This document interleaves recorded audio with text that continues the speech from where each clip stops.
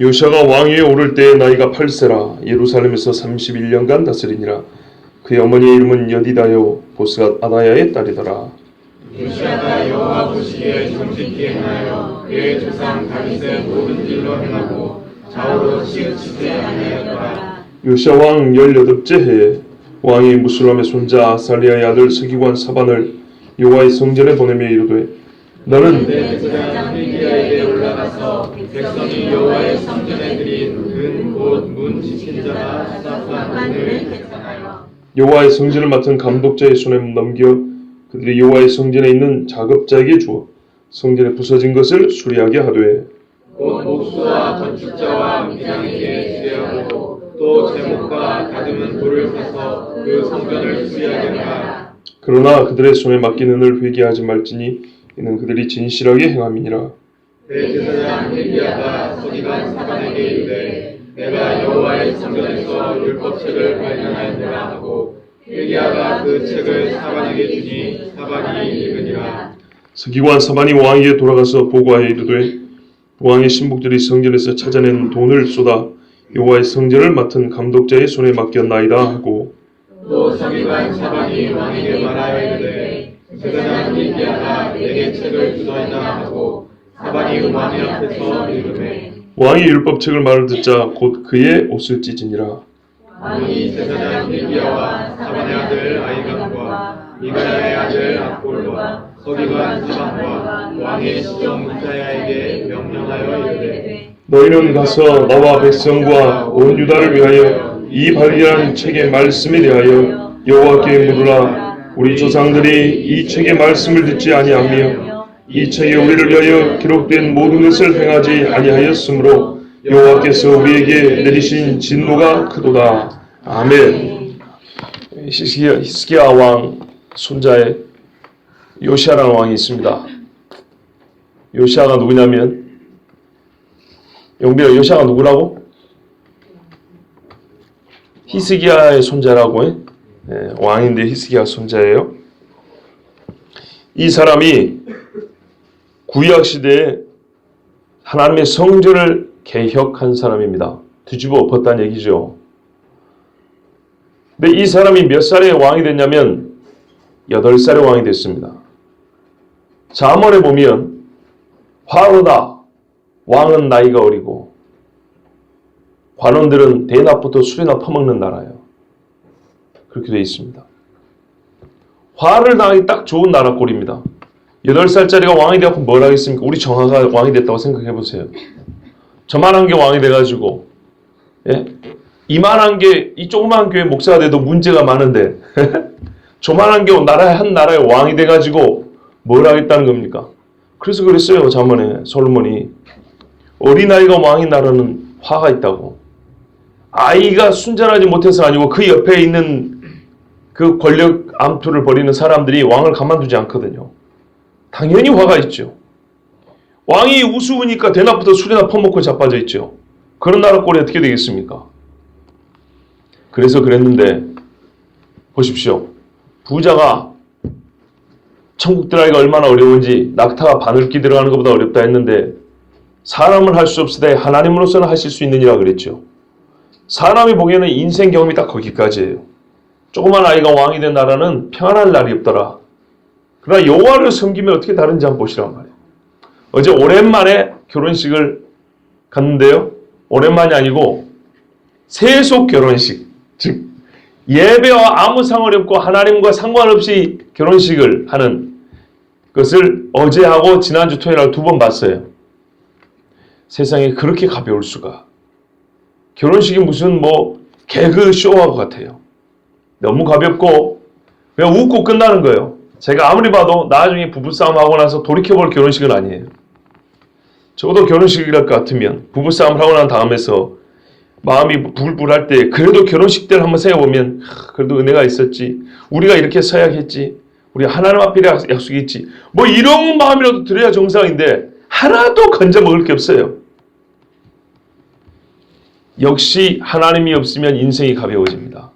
어제 다시 한번 깨달았어요. 많이 배우건 많이 가졌건 죄송하지만 많이 잡수셨건 아무 상관없어요. 하나님이 없으면 가벼워요. 아멘. 볼 거 하나도 없고 건져볼 거 하나도 없어요. 아멘. 잠깐 웃고 말 뿐이지. 자, 오늘 8살짜리가 왕이 됐는데 저는 그것을 주목하려고 하는 게 아니라 이 사람이 여호와를 경외하니 나라가 어떻게 바뀌었는지 보세요. 여러분, 옛날에 엘리야 당시에 엘리야 하면 얼마나 믿음이 좋은 사람입니까? 그죠? 하늘에서 불이 떨어졌고 100명을 꼬시러 죽인 사람이요. 아시죠? 예, 아합이 부를 때 나 안 간다. 50부장이 군사 50명씩 데려왔어요. 2번이나. 내가 하나님의 종이면 하나님께서 지금 불을 내서 너희를 살려 죽여버릴 거다. 2번이나 불이 떠서 50명씩 살려 죽여버렸어요. 세 번째 50부장 와가지고 뭐라 그러냐면 하나님의 종이여 나를 불쌍히 여기소서. 내가 아합이 하나님의 종들을 잡아 죽일 때 숨겨두고 떡으로 물로 이렇게 공개했던 거 아시지 않습니까? 나를 불쌍히 살려주소서. 내 앞에 100명이나 죽은 걸 압니다 했더니 알았다. 그리고 살려주고 따라갑니다. 자, 그 정도 엘리야가 있으면 이스라엘에 하나님이 복을 줘야 될까요? 화를 내려야 될까요? 복을 줘야죠. 그죠? 이제 화를 줍니다. 왜요? 왕이 개판이니까. 이스라엘 역사를 보세요. 선지자가 없던 시대는 없습니다. 항상 있습니다. 항상. 모세 이후로 항상. 그런데 왕이 여호와를 경외하지 않는 왕은 많습니다. 여호와를 경외하는 왕은 손에 꼽을 정도고 여호와를 경외하지 않는 왕이 훨씬 많습니다. 그럼 하나님 앞에 그 나라가 왜 화를 받았습니까? 왕이 여호와를 경외하지 않기 때문입니다. 100% 왕 책임이 아니고 왕에게 매우 큰 책임이 있습니다. 하나님께서 그 나라의 영적 상태를 파악할 때는 왕을 기준으로 판단합니다. 선지자를 기준으로 판단하지 않고. 왜냐하면 그 땅과 그 백성을 왕에게 맡겼기 때문입니다. 너무 중요한 사실입니다. 선지자로 기준할 것 같으면 이스라엘은 복을 받고 더 받아야 돼요. 유다가 멸망할 때 예레미야가 있었지 않습니까? 그죠? 예? 오늘 이 요시야 당시에 함께 있었던 사람이 예레미야입니다. 예레미야 1장에 봐보세요. 힐기야 대제사장 힐기야의 아들 아나돗 사람 예레미야에게 임한 말씀이라. 요시야 왕 제13년에 요시야가 교회를 개혁하고 1년 후에 예레미야의 말씀이 왔고 예레미야와 요시야가 같이 합니다. 그 역대하 35장에 요시야가 죽을 때 예레미야가 이를 위하여 애가를 지었으니 거의 동년배입니다. 나이가 비슷합니다. 예레미야가 조금 더 많은 것 같은데 이 두 사람이 같이 왕과 선지자가 같이 개혁을 해나가는데 왕이 요절했어요. 30대 죽어버렸어요. 전쟁에서. 예레미야가 웁니다. 우리가 그 그늘에 있기를 원하였도다.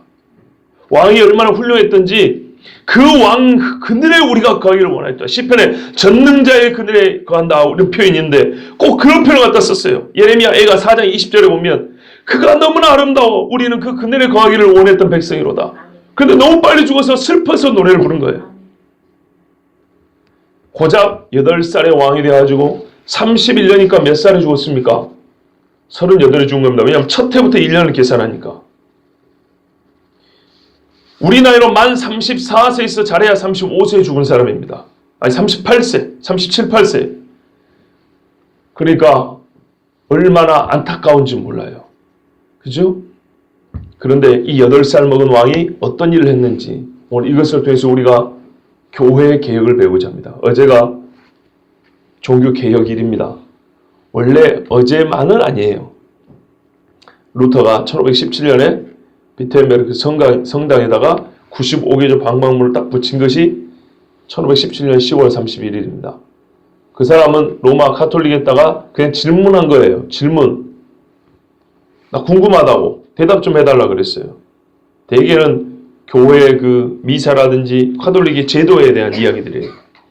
그러면 좋게 신학자들 와서 대답해주면 될 건데 잘 안 해줬겠죠. 그리고 그때 인쇄술이 발달해가지고 막 이 인쇄를 좀 퍼뜨려가지고 루터는 원하지 않게 종을 쳐버렸어요. 루터는 자기가 굳이 종을 칠 생각은 없었어요. 땡그랑 칠 생각은 없이 그냥 조용히 질문하고 대답 좀 해달라고 붙여놓은 건데 이 하나님께서 종을 쳐버렸어요. 땡그랑 땡그랑 그 유럽이 시끄러워졌어요. 루터가 죽을 고생을 했습니다. 하나님께서 얼마나 지켜주셔서 살려주셨는지 몰라요. 자, 하여튼 그날이 어제입니다. 내후년이 500년이 됩니다. 예. 주여. 그러니까 500년 전 사람이 얼마나 용기 있는 일을 했는지 모릅니다. 1절에 한번 말씀드렸습니다. 역사 중 어느 때는 1000사람이 한 사람의 목소리를 내야 되지만 한 사람이 1000사람의 목소리를 내야 될 때도 있다고 그랬죠. 그리고 제가 에스더서 강의할 때 그랬어요. 한밤중에 온 식구가 잠을 잘 때는 개 한 마리가 집을 지킨다고 그랬어요. 기억나세요? 기억나세요? 예.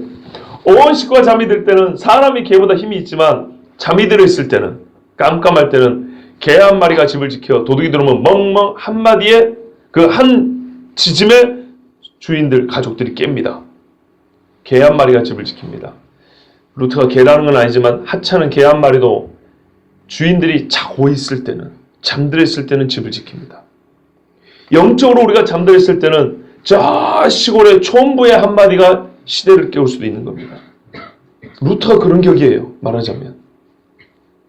그때 당시 루터는 그렇게 유명한 사람도 아니고요. 이제 막 생긴 신학교에 강사했습니다. 이제 막 생긴 신학교. 예. 학계에서도 유명한 사람이 아닙니다. 그냥 카톨릭의 수도자 출신입니다. 근데 그 사람이 유럽을 살리는 종을 쳐버렸어요. 잠든 자여 일어나라고 땡그랑 땡그랑. 여러분 그렇다면 오늘 우리도 충분히 할 수 있죠. 100여 년 전에 108년 전에 평양 대부흥운동 때 누가 불을 붙였는지 아십니까? 감리교 순교사 하디. 이 사람이 나쁜 짓을 좀 많이 했어요. 어떻게 하면 너무 게을렀다고요. 선교사들의 모임이 있었어요. 사경회를 한번 앞두고 사경회가 있었거든요. 사경, 조사한다, 경을. 성경을 깊이 연구하는 게 사경회입니다. 부흥회가 있기 전에 사경회가 있었어요. 그런데 그걸 앞두고 선교사들이 준비 기도를 했어요. 점심때. 교당 교파 불문하고. 그때 감리교 선교사 하디가 자기의 죄를 고백했어요. 그때 선교사들이 불이 붙었어요. 그러면서 이걸 준비하면서 평양신학교에, 평양장로회 신학교에 신학생들이 기도회를 준비했어요. 그러다 여기 불이 붙었어요. 그리고 사경회가 시작됐어요. 그냥 장대현 교회에서 길선주 그때 장로님이에요. 길선주 장로님이 그리고 그 장반이 그 해인가 그 다음인가 목사 안수를 받았는데 우리나라의 장로교회에서 7명 목사 안수를 받았는데요. 7명 중에 한 사람이 길선주 목사님입니다. 예. 근데 이 분이 그 강단에 올라와가지고 간증을 했어요. 간증이라보다는 회개 기도를 했죠. 친구가 죽으면서 자기 식구들 좀 부탁하고 돈 몇 개 났는데 다 자기가 먹어버렸다고. 화투렌지 뭐렌지는 먹어버렸다고. 그 과부하고 애기들 얼마나 불쌍합니까? 100년 전에 말이에요. 그걸 실토하고 떼굴떼굴 굴렀어요. 그러자 그 밤에 온 성도가 그때 마룻바닥인데요. 선교사들의 기록을 보면 정말 기가 막힙니다. 눈물 콧물이 범벅이요. 밤이 새도 그칠 줄 모르고 지진이 난 것 같이 나는 사도행전에 기록된 이 말씀이 오늘날 이렇게 일어날 줄 몰랐다 했어요. 그런 역사가 일어났습니다. 하디 선교사 회개하고 평양 장로회 신학교 학생들 회개하고 길선주 장로 회개하고 한 사람 한 사람 한 사람씩 이렇게 된 겁니다. 옛날 어느 때 이야기를만 듣지 마시고요. 오늘 우리에게 주시는 말씀으로 들어야 합니다. 왜 그때라고 뭔 일이라고 오늘이라고 뭔 일을 하겠습니까? 그때보다 지금 교회가 얼마나 많은데요. 반면에요. 말하자면 썩었다 그 말입니다. 저희 아버지가 이 표현을 정말 잘 씁니다. 저는 잘 안 씁니다. 타락하고 부패했다 소리지만 우리 아버지는 촌사람이 갖고 그냥 있는 대로 말합니다. 썩었다 그래요.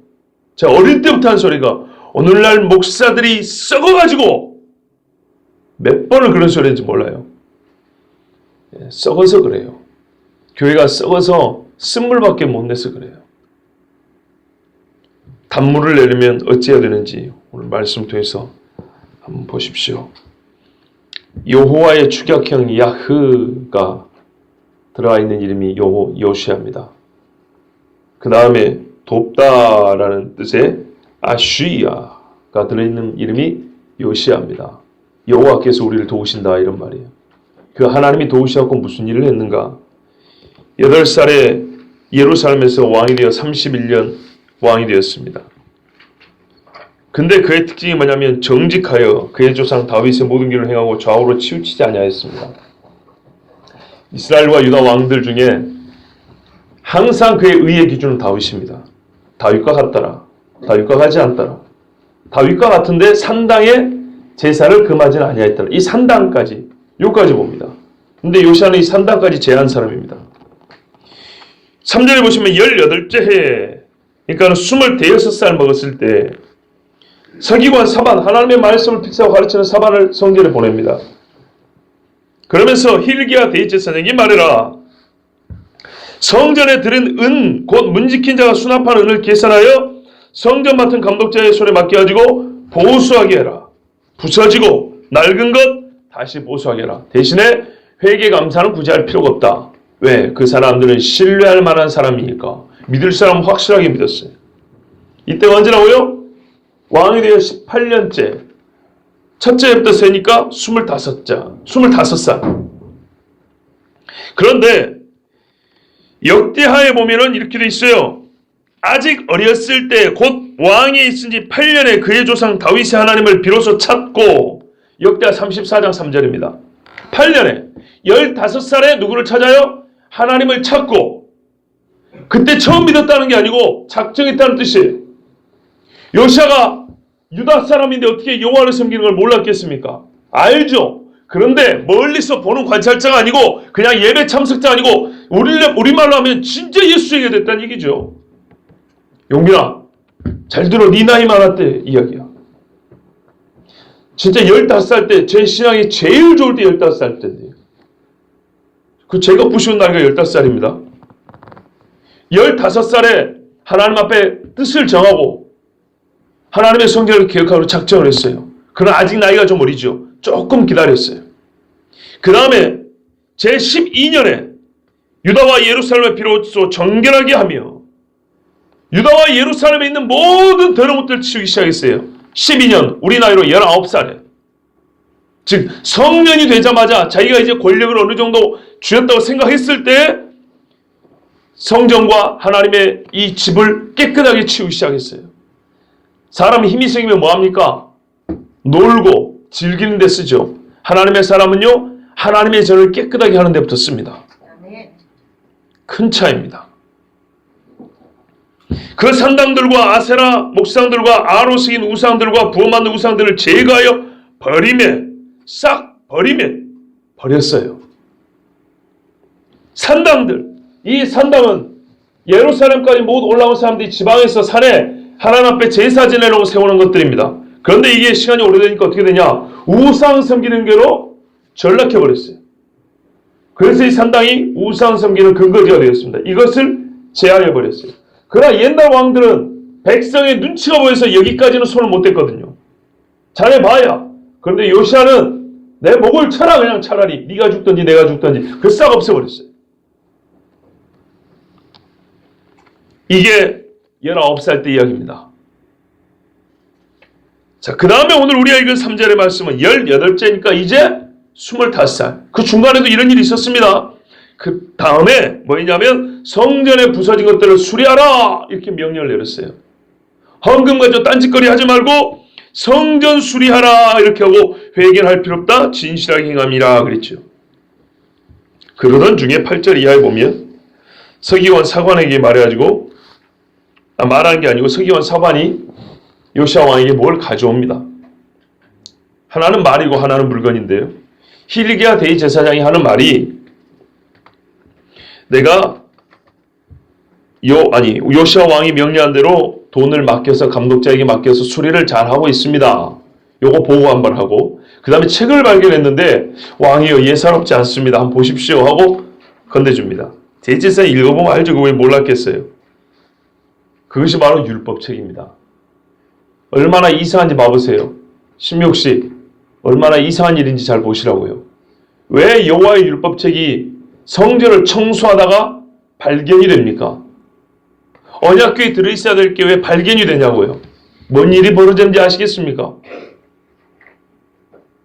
하나님의 언약궤에 들어있어야 될 것들이 오만 데 흩어져가지고 찌그러져 있는 거예요. 말하면 헌금함 밑에 있든지 피아노 뒤에 숨겨져 있든지 이 구들장 밑에 묻혀갖고 있든지 그런 거예요. 어디가요? 성전이.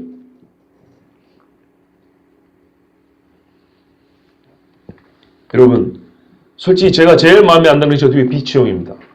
늘 말씀드리지만 비치용은 해변에서 보는 겁니다. 그죠? 비치 호텔 있죠? 거기서 있는 거예요, 비치용은. 교회 다닐 때는 들고 다니세요, 들고.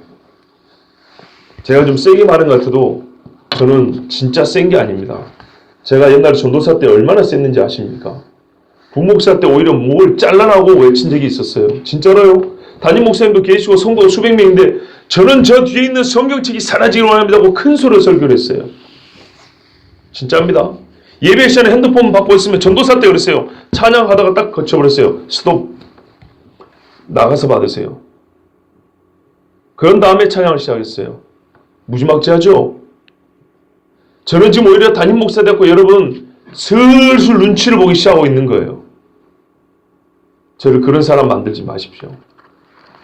비치용은요, 정말로 몸이 불편한 사람이 보거나 아니면은 집에는 조그만 게 있는데 눈이 어두워서 큰 글씨로 교회에 비춰놓으면 그거 갖다 보거나 하여튼 말 그대로 특수할 때 보는 것이지 늘상 교회 올 때 무겁다고 귀찮다고 성경 집에 놓고 뚫레뚫레 걸어와가지고 대충 하나 집어가지고 그러니까 도둑도 많이 맞아요. 가벼우니까 아무데나 놓고 다니고 찌그러져 있고 하나님 말씀을 그렇게 취급하는 거예요.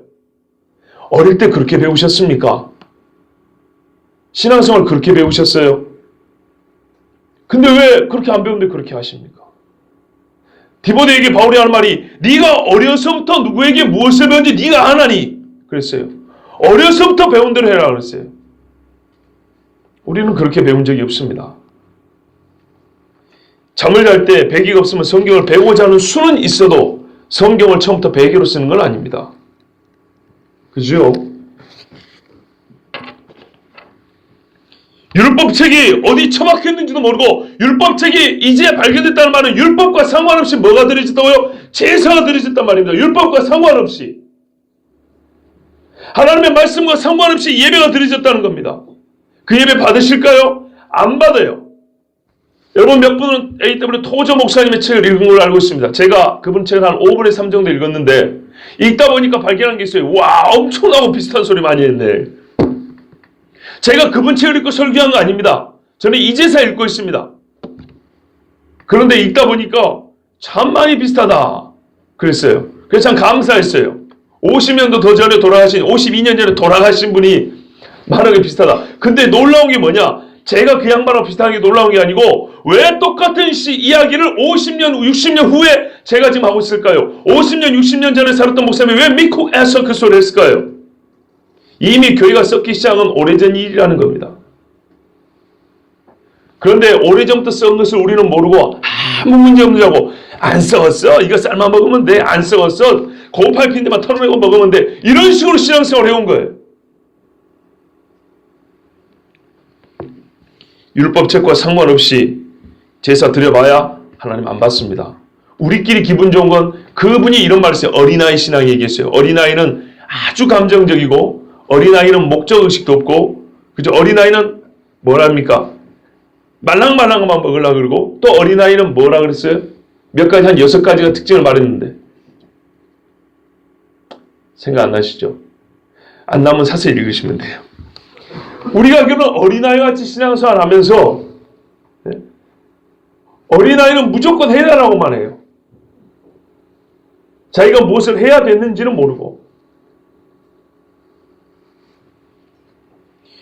율법책이 없으니까 하나님의 말씀의 책이 없으니까 기준이 없으니까 자기 좋은 소견대로 옳은 대로 교회를 개혁한다고 하고 교회는 이래야 된다고 말하는 거예요. 여러분 예수 안 믿는 사람들도 만나봐보세요. 제가 청년들도 한 10년 가까이 목회했잖아요. 청년들이 뭐라 하냐면요. 무슨 뭐 GBS 나눠주고 교회 관한 이야기만 내가 생각하기에 교회는 교회 별의별 수를 다 해요. 교회가 뭔지도 모르고 한 달에 한 번 교회 나오면서 얼마나 웃기는지 몰라요. 근거를 한번 말해봐라면 아니 어느 교회는 그러고요. 제 생각은 그러고요. 요즘 시대는 그렇잖아요. 그게 무슨 상황인데요. 하나님이 변했습니까? 사람이 변했습니까? 전혀 안 변했어요. 만약에 시대의 변한 걸 쫓아갈 것 같으면 2000년 전에 3500년 전에 쓰인 책을 뭐하러 읽습니까? 대학교에서 그냥 강의를 하지. 우리는 이 책을 강의하는 게 아니고 믿는 겁니다. 믿는 거. 율법책을 발견해서 왕에게 주니까 왕이 옷을 찢었어요. 옷을 찢다 말은 너무너무 하나님 앞에 슬펐다는 얘기입니다. 통한이 여기 있다는 거예요. 우리의 죄가 크도다 그랬어요. 그래서 왕이 어떻게 했냐? 밑에 부하들 몇 사람 나오죠? 아이감과 뻘과 뭐 누구누구 이래가지고 이 발견한 책의 말씀에 대하여 여호와께 물으라. 해야 될 일이 이겁니다. 하나님께 물으라 그랬어요. 우리가 읽어보니까 이렇다. 그런데 우리보다 뛰어난 이 말씀의 해석자가 있을 거고 하나님 앞에 기도한 사람이 있을 거다. 물어봐라 그랬어요. 그리고 이 책을 들고 쫓아간 사람이 누구냐? 예루살렘 둘째 구역에 사는 훌다라는 여자 선지자입니다. 훌다. 이 여자 선지자는요, 남편이 성전에서 봉사하는, 요즘 말하면 노동자예요. 아주 세상적으로 볼 때는 별 볼 일 없는 사람입니다. 근데 왕의 고관들이 찾아갔어요, 그 집에. 그래서 선지자여, 우리에게 가르쳐 주소서. 우리가 하나님의 율법책을 찾았습니다. 어떻게 해야 됩니까? 그랬더니 훌다가 말합니다. 당신들이 여호와의 말씀을 업신여기고 순종하지 아니하였으므로 여호와께서 신명기에 기록된 대로 이 땅을 벌하실 것이요. 그랬어요. 오늘 읽지는 않았지만 그 뒤에 이어지는 내용입니다. 그러나 요시야 왕은 하나님 앞에 마음에 온전하여 다윗의 길을 걷고 있으므로 그는 평안히 그의 조상들에게로 돌아가고 그 후에 하나님께서 이 땅을 벌하실 겁니다. 그랬어요. 실제로 요시야 아들 때부터 사단이 나기 시작합니다. 여러분, 우리가 자세히 볼 수는 없습니다. 길기 때문에. 그러나 중요한 건 알 수 있죠. 개혁은 뭘로 시작합니까? 첫째는 하나님을 사랑하는 마음이에요. 제8년에 그 마음이 여호와를 찾고자 하였고, 제12년에 마음이 하나님을 사랑하다 보니까 하나님의 성전이 너무 더러운 거예요. 이 땅이 너무나 황폐해진 거예요. 하나님의 나라인데. 그래서 이 땅을 청소할 생각을 가지고, 그리고 일을 하는 중에 18년에 12년부터 시작되고 계속 하고 있는 중입니다. 그 하나님만 했다 생각하면 안 돼요. 6년을 하고 있는 거예요. 지금 이 짓을 6년을 세상이 얼마나 더러워졌는지 생각을 해보세요. 하나님 앞에 10년 죄를 지었습니까? 며칠이나 회개해야 될까요? 제대로 회개하면 1분이라도 되겠죠. 그런데 여러분, 우리가 아무리 말이 빠르고 래퍼를 할지라도 말을 아주 두두두두 하는 사람도 있죠. 10년 동안 지은 죄를 1분에 어떻게 다 고백을 하겠습니까? 지난 주일날 제가 친분 있는 어느 집사님이 갑자기 전화가 왔길래 반갑게 전화를 받았어요. 그랬더니 밥을 사준다 그러길래 그래서 잘됐다. 밥이라도 먹으러 가자. 그래서 갔지요. 근데 밥을 딱 놓고 확실히 예수 믿는 사람은 달라요. 밥을 한 접시 딱 놓고 한 숟가락 떠먹은 다음에 신앙적인 얘기하냐고 거의 1시간이 가버렸어요. 밥 먹기는 고사하고 신앙적인 얘기하냐고. 그런데 제가 그분에게 그랬어요. 나는 교회를 위해 싸우라고 가르쳤던 사람입니다. 청년들에게. 교회 문제만 생기면 옮기는 사람도 있어요. 그러면 너는 교회를 위해 뭘 했냐? 교회가 어쩌니 저쩌니 말은 잘하지만 니는 하나님의 교회를 위하여 니 몸 바쳐 무엇을 했냐 물어봤어요. 지켜라 그랬어요. 지키라고. 그런데 지켜 싸워야 될 게 있고 더러워서 피해야 될 게 있습니다. 지키라는 경우는 진리를 위해 싸울 때입니다. 그때는 내가 무너지고 도망쳐버리면 거짓이 남매집니다. 교회가. 그래서 진리를 위해 싸울 때는 머물러 있고 피 터지게 싸우라. 그런데 진리의 문제가 아니고 이쪽이나 저쪽이나 자기 이익을 위해 싸울 때는 나와라 그랬어요. 거기로 나오는 겁니다. 있어봐야 아무 소용이 없어요. 여러분 한평생입니다. 단골도 옮기죠. 배짱 안 맞으면. 그죠? 교회를 그렇게 옮기라는 건 아닌데요. 큰 착각이에요. 내가 그때는 변화시키는 게 아니고 미안하지만 그때는 떠나는 게 사는 길입니다. 그래서 지금까지 그런 이야기를 해본 적이 한 번도 없으나 이제는 흙탕물이 되었으니 흙탕물 정도 아니에요. 군대 가신 분들 하는데 그 취사장에서 짬밥들이 나오면 하수가 있어요. 정화조 있거든요. 새까맣고 진짜 더러운 거 있어요. 똥물보다 훨씬 더러운 거. 교회가 그 지경이 되면 떠나야 산다 그랬어요. 그래서 떠나라 그랬어요. 그런데 그 집사님이 확실히 한 성령님이에요. 저 말고 프랑스에서 유학을 하시고 호남신학교에서 교수 생활하는 어떤 목사님도 그런 이야기를 했대요. 이제는 집사님 떠나십시오 그랬대요. 본인이 처음 신앙생활 했던 교회에 아주 기도 많이 한 권사님이 있어요. 그분도 그랬대요. 이제는 떠나라고. 그런데 오늘 세 번째 저를 만났는데 한 목사가 그러더래요. 처음으로 그동안에 그런 얘기 안 했는데 이제는 집사님 싸울 때가 아니고 떠나야 될 때입니다. 그러더래요. 공이 자기가 신뢰하는 사람이 세 명이 똑같은 소리를 하더래요. 그 세 번째가 저였고 제가 말하고 나니까 그 얘기를 하는 거예요. 떠나라 그랬대요. 그 지경 되면 슬픈 이야기죠. 남아서 싸우십시오 하고 이제는 됐으니까 떠나십시오는 완전 다른 이야기입니다. 제가 처음으로 그런 이야기 했어요. 이제는 떠나시라고. 그런데 그 이야기를 하니까 그 집사님이 다른 분 이야기를 하면서 이런 이야기 했어요. 자기가 신앙생활 처음 할 때에 정말 영적으로 자기를 가르쳤던 훌륭한 존경할 만한 선생님이었던 집사님이 계셨는데 지금은 권사님이 됐어요. 지방에서 아주 정통이 있는 오래된 교회에서 신앙생활을 했어요. 근데 그분이 그러더래요. 교회가 흙탕물이 되었을 때 하나님 앞에 교회 살려달라고 3년을 기도했다. 그래서 3년이 지나자 더 이상은 아니라고 해서 떠나라는 사인을 받고 떠났다. 3년 동안 잃어버린 신앙 회복하는데 10년 걸렸다. 그러시더래요. 그래서 그 집사님 이름이 이씨인데 이 집사님도 떠나라 그러더래요. 어머니 같은 분이니까 하는 말이에요. 내가 나 혼자 기도하고 열심히 될 줄 알고 3년을 울며 기도했는데 하나님이 안 들어주셨다. 그 다음에 네 살라면 떠나라 그래서 떠났는데 그때 까먹은 신앙 내가 3년 부지런히 했잖아요. 그런데 왜냐하면 신앙 공동체이기 때문에 그때 까먹은 거 회복하는데 10년이 걸렸으니 합하여 13년이요. 인생이 너무 아깝다. 떠나라 그랬대요. 이거는 제가 듣고 한 얘기가 아니고 제가 먼저 얘기한 다음에 그분이 해준 이야기입니다. 여러분, 하나님 사람이 없고요. 교회가 진리를 위하여 싸우지 않으면 진리를 위하여 싸우는 것은 피 터지게 싸워야 돼요. 마귀에게 뺏길 수는 없잖아요. 근데 미안한데 다 이미 죽어버린 상태에는요. 차라리 떠나는 게 낫습니다. 그 지경이 되면 안 되겠죠. 비교를 하자면 말하자면 요시야가 우는 상황이 지금 이런 상황입니다. 여러분 요시야가 왜 가슴을 찢고 옷을 찢고 울었을까요? 때가 뭐랄까요? 선을 넘어버린 상황이 돼버린 거예요 지금. 그래서 너무 급해서 이 말씀에 대하여 누가 우리에게 가르칠 수 있고 훌다에 물어봤더니 훌다 하는 말이 잘 봤어. 때는 넘어버렸어. 그랬어요. 때는 넘어버렸다. 왜? 므낫세 때부터 넘어가 버린 거거든요. 히스기야 아들 므낫세 때부터. 아까 손자라 그랬는데 요시야는 그러니까 족보로도 손자지만 한 증손자쯤 돼요. 그 할아버지 므낫세 때부터 완전히 넘어가 버렸기 때문에 하나님께서 히스기야 때까지만 해도 얘네들을 어떻게 좀 봐줘볼까 했는데 므낫세가 완전 넘어가 버렸어요. 하나님이 여기서 그 다음에 계속 므낫세의 죄로 말미암아 므낫세의 죄로 말미암아 그래요. 이미 끝나버린 걸 지금 하나님이 때만 이제 날짜만 계산하고 있는 거예요. 그때 요시야가 막판에 일어나서 지금 부흥을 하고 있는 거예요. 개혁을 하고 있는 거예요. 근데 요시야라는 사람이 하나님 앞에 너무나 진실하기 때문에 하나님께서 네 눈으로는 그 험한 일을 보지 않게 해주겠다 그런 거예요. 얼마나 감사한지 몰라요. 그러나 선은 요시야 자리 이미 넘어버려서 이 나라는 끝난 거예요 지금. 여러분 각 가정과 개인과 교회와 나라를 다 봐야 됩니다. 내 신앙이 선을 넘지 않으셨습니까?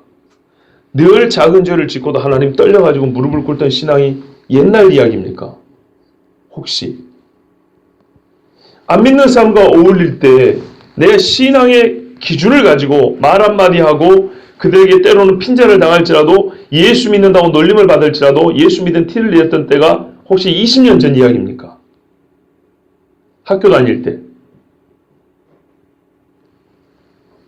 교회를 자랑하고 교회 예배를 위해서 시간을 옮기고 하나님 앞에 기도하는 때를 정해놓기 때문에 다른 일을 뒤로 제쳐놓는 그때가 혹시 10년 전 이야기입니까? 하나님 앞에 지혜를 달라고 하십시오. 제가 지금 영적으로 어느 시기에 와 있습니까? 하고 하나님을 사랑하고 정말 하나님의 저를 깨끗이 하고 싶어가지고 요시야가 난리를 쳤어요. 목사가 고상한 표현을 못 써서 죄송합니다. 진짜 몸부림을 친 거예요. 나라가 이 지경인데 아무리 왕이라도 그러니까 나이가 좀 들 때가 때를 기다린 거예요. 그 속은 어릴 때부터 부글부글 했겠죠. 그죠? 제가 지금 대통령이면 하고 싶은 일이 많아요. 그런 것처럼 힘이 없으니까 나이 19살 될 때까지 즉 성인이 될 때까지 기다린 거예요. 물론 그때의 성인 기준 지금 다르지만 그래도 어느 정도 힘이 생기자 그 힘을 어디다 썼어요? 하나님의 나라를 정결하게 하는데, 하나님의 성전을 깨끗하게 하는데 오로지 하나님을 사랑했기 때문에, 그래서 하나님이 그에게 말씀을 발견하게 해주셨는지 몰라요. 그 말씀을 발견하니까 어떻게 해요? 날개를 단다 그러죠. 예, 근거가 있어요. 근데 너무너무 무서워요. 그리고 그 다음에 개혁은 더 치밀해집니다. 뒤에 가면은 제가 다음 주에도 한 번 더 보겠습니다. 오늘 말씀은 다음 주에도 한 번 더 보려고 하는데, 뒤에 가면 맨 나중에 6월절 제사를 지는 게 나옵니다. 6월절. 6월절을 이스라엘 사람들의 영적인 뿌리 체험이라고 합니다. 뿌리 체험. 나무에 뿌리가 있어야 줄기가 자라고 열매를 맺지요. 그죠? 아무리 멋지게 생긴 조화를 갖다 놔 보십시오. 걔들은 뿌리가 있어요, 없어요? 없습니다. 모양일 뿐입니다. 이스라엘의 뿌리 체험은 출애굽입니다. 출애굽의 핵심은 뭐냐? 6월절입니다. 솔로몬 6월절을 안 지켰습니다. 다윗도 6월절을 안 지켰습니다. 정말 놀라운 사실입니다. 다윗이 법궤를 가져오지요. 법궤가 20년 동안 아미나답의 집에 처박혀 있었어요. 그리고 법궤를 가지고 옵니다. 예루살렘에다가 장막을 하나 칩니다. 광야에 있던 것을 예루살렘에다 칩니다. 성전 짓기 전이니까. 그러지만 6월절을 지키지 않았어요. 다윗은 엄청나게 하나님을 사랑했던 사람입니다. 그리고 다윗은 하나님 앞에 찬양하고 예배할 줄 알았던 사람입니다. 매사의 선택을 하나님의 말씀에 근거해서 했고, 하나님 앞에 큰 성령의 충만을 받아서 예언도 했던 사람입니다. 그런데요, 다윗 당시에 6월절은 없었습니다. 안타까운 거죠. 한 사람이 다 할 수는 없다 하지만 너무너무 안타까운 거예요. 즉 말하자면 다윗은 요시아에 비하면 말씀 중심의 사람은 아니입니다.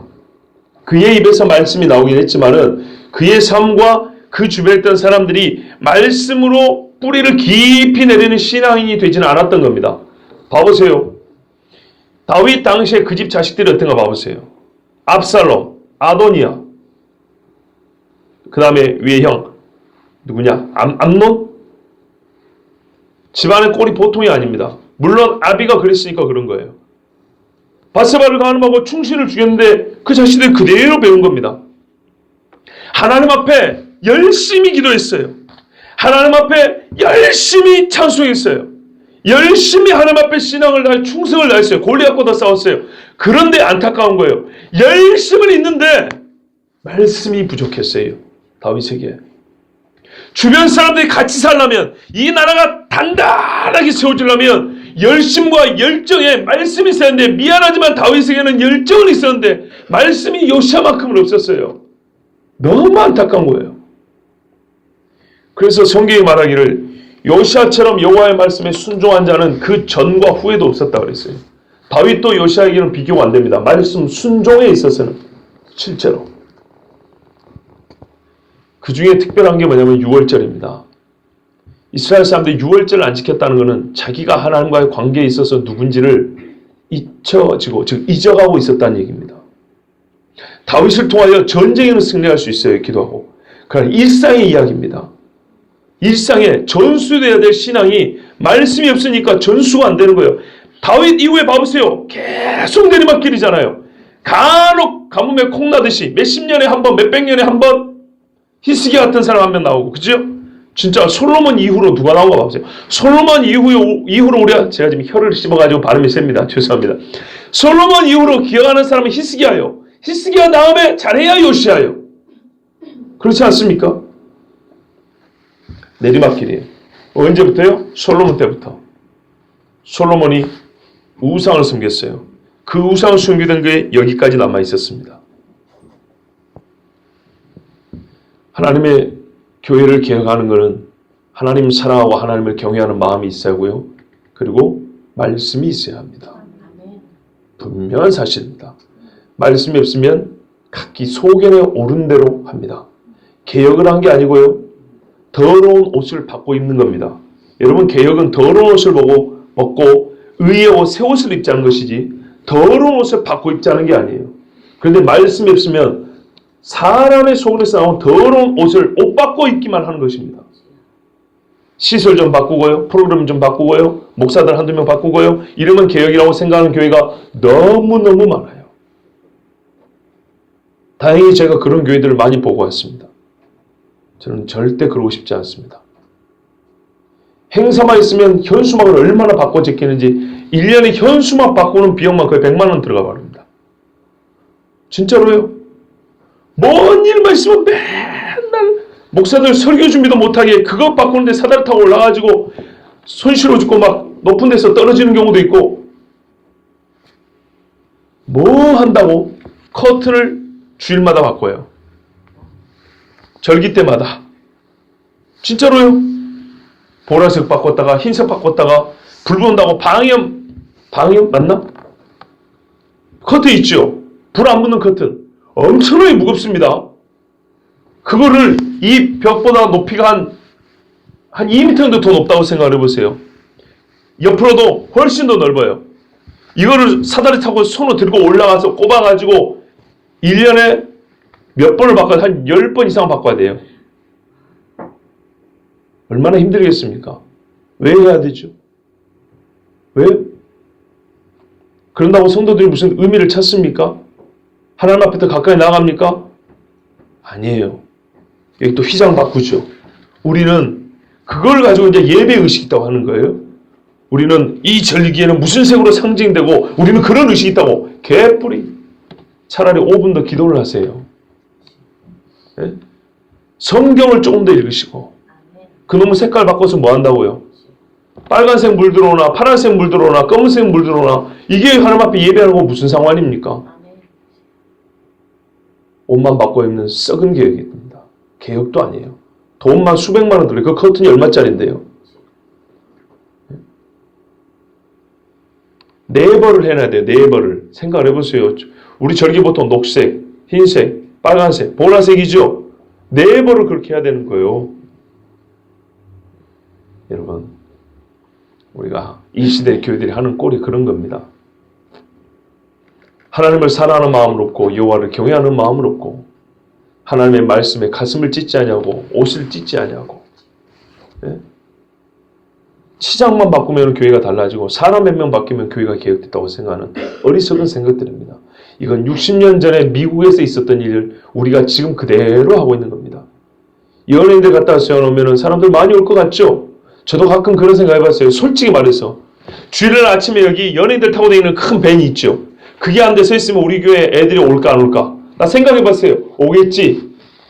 오겠죠? 제가 좋아하는 연예인들이 있는데 그 사람을 내가 전도할까? 내가 안성기 씨 한번 만나봤으면 좋겠는데 맨날 임권택 감독 그게 불교 영화만 찍지 말고 아주 불교적이에요.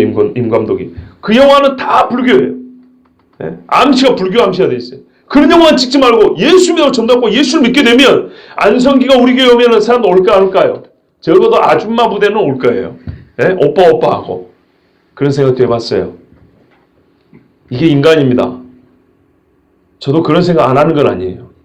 네? 개그맨들 불러다가 한번 쇼하면 애들 많이 오죠. 그 다음 주에 아무도 안 와요. 돈만 몇백만 원 날리는 겁니다. 개혁은 그렇게 되는 게 아닙니다. 개혁은요, 마음을 소지하는 것부터 시작하고요, 무너진 하나님의 말씀을 세우고 교회를 세우는 것부터 시작합니다. 엘리야가 갈멜산에서 바알 선지자와 싸웠죠. 엘리야가 맨 처음 한 게 뭔지 아십니까? 열왕기상 18장 읽어보세요. 엘리야가 무너진 여호와의 제단을 수축하고 이렇게 돼 있어요. 우리는 불 떨어진 것만 생각하죠. 그 전에 기록된 말씀을 보세요.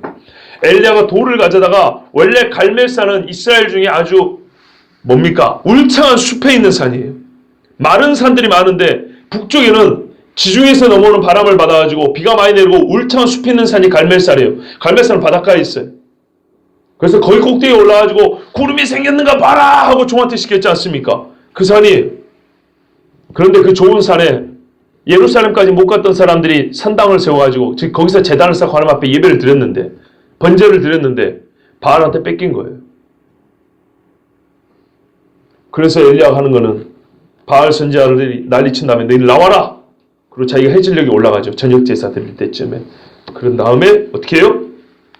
돌을 갖다가 세워서 무너진 제단을 수축하고 그 다음에 번제를 놓고 물을 막 붓고 여호와 하나님께 기도했어요. 목을 걸었습니다. 불 안 떨어지면 어쩔 거예요? 예? 그 850명이 이를 갈고 있는데 그죠?